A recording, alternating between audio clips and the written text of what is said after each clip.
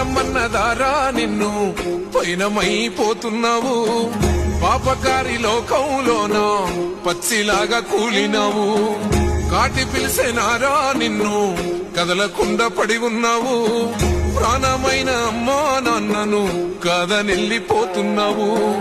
కన్న పేగు కన్నీరయ్యి కుమిలిపోయరా కన్న తల్లి కడుపు కోత సూడు దేవరా కొరివి పెట్టే కొడుకు నేడు సిద్ధికి సేరరా